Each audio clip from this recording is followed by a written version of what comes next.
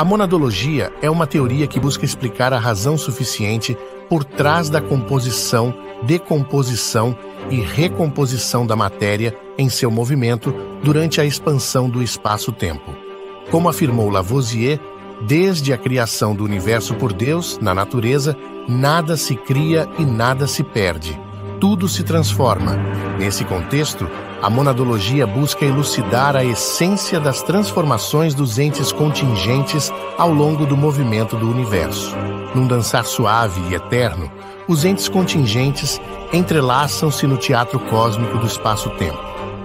Como partículas de um poema celeste, eles se movem ao ritmo sutil das espirais que tecem o manto do universo.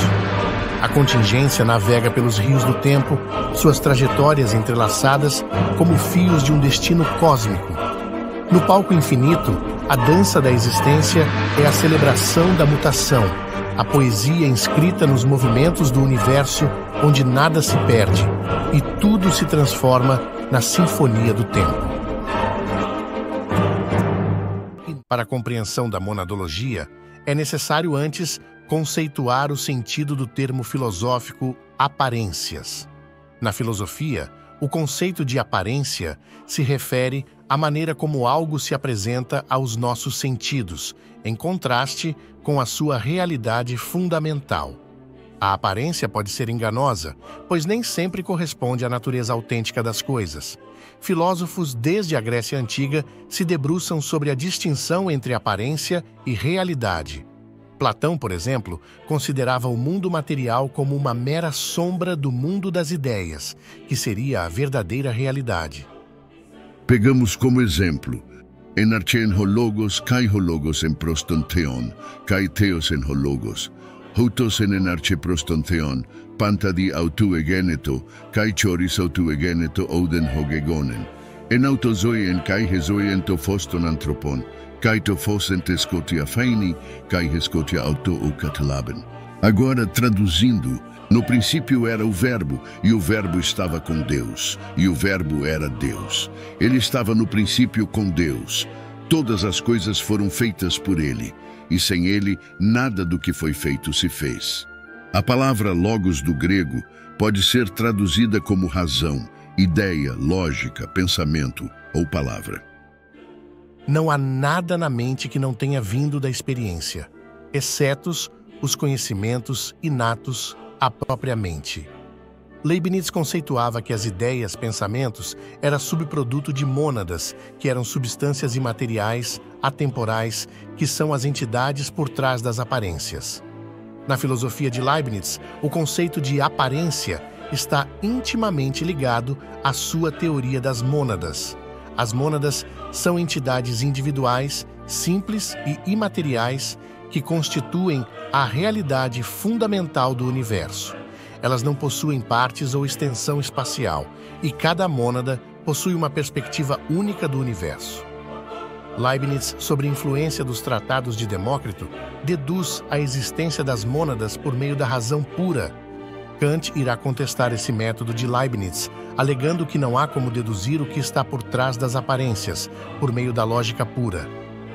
O argumento de Kant era que, embora a razão permite chegar nessas conclusões, a razão por trás das aparências é um númeno, é obscura aos sentidos. A obra de Kant, vista pela comunidade intelectual como a assassina das postulações de Leibniz e de São Tomás de Aquino, fundamentava-se nos conceitos de espaço absoluto e tempo absoluto, chegando à conclusão de que não podemos conhecer a coisa em si, tornando-a uma incógnita. O que podemos unicamente fazer é estudar os eventos de forma isolada e tirar conclusões a partir deles. Essa obra alterou completamente o status quo científico, e não obstante, nesses tempos de Kant, o que precisa ser conceituado com muita clareza por um sistema educacional libertário e não político é que havia fortes tensões ideológicas entre os jusnaturalistas absolutistas, jusnaturalistas constitucionalistas e os revolucionários juspositivistas. Esses termos complexos podem ser simplificados resumindo que, nessa época, havia um intenso debate sobre a melhor e mais justa forma de organizar a sociedade, sendo entre aristocracia e democracia. Os pensadores justnaturalistas, que defendiam a aristocracia como modelo social, baseavam-se em conceitos metafísicos, como os de Tomás de Aquino, que eram derivados do pensamento de Aristóteles. Eles argumentavam sobre a ordem natural, uma harmonia pré-estabelecida. A metafísica era utilizada para justificar o domínio das elites naturais sobre a terra e a renda fundiária que de lá era retirada em nome dos direitos de propriedade privada, o que é semelhante à cobrança de um aluguel. Renda fundiária referia-se às receitas arrecadadas pelas elites naturais, que cobravam uma taxa sobre o que era produzido na terra sob seu domínio. Em contraste, um aluguel envolve a cobrança de um valor fixo mensal pelo uso de um imóvel pertencente a outra pessoa. Na renda fundiária, a cobrança era calculada como um percentual sobre a produção da terra, algo muito semelhante a impostos, embora estes também incidiam nos rendimentos da pessoa física e eram cobrados pela coroa. Além disso, essas mesmas elites desempenhavam simultaneamente os papéis de juízes e produtores de direito.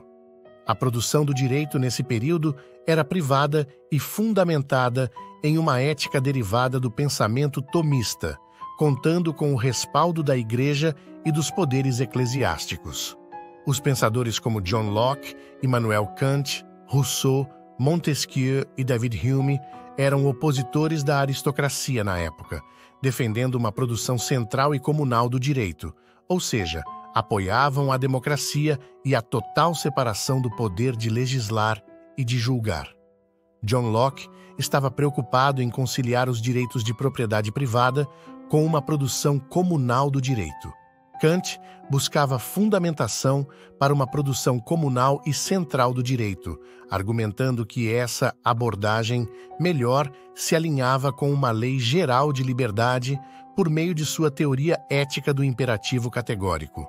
Os embates de ideias entre os justnaturalistas defensores da ordem natural, do direito natural e das monarquias, seja absolutas ou constitucionais, assim como os pensadores racionalistas que contestavam as fundamentações teóricas dos defensores das monarquias, estes embates culminaram na Revolução Francesa.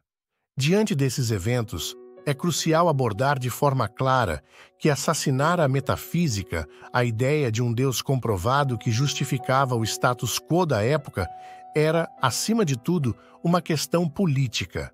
Não obstante, o revolucionário Voltaire, sendo ateu e empirista, com rancor e ódio mortal à Igreja, à aristocracia, às monarquias, promoveu uma imagem de Newton como um empirista, centrado no risco da observação, um homem que não possuía a audácia de tentar dar um passo além do rigor do método dos sofisticados intelectuais empiristas, ou seja, alguém frio, metódico, que adere ao rigor das evidências e do que pode ser demonstrado.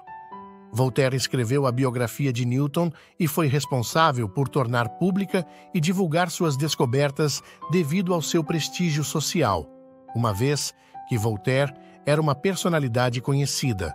Porém, hoje sabemos que isso não é procedente. Newton era racionalista e possuía uma teoria metafísica para explicar a realidade.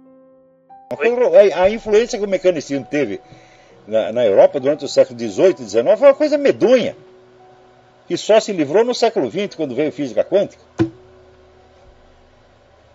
Isso aí está documentado em milhares de livros, né?